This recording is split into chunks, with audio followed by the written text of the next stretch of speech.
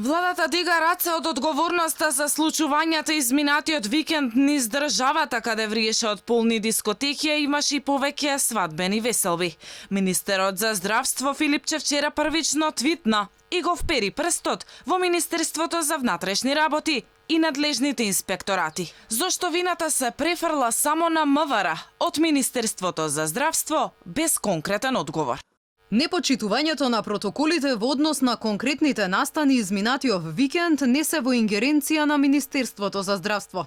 Ресорното министерство и Државниот санитарен и здравствен инспекторат имаат ингеренции во друг тип на правни субјекти. Посочените настани се во ингеренција на други институции.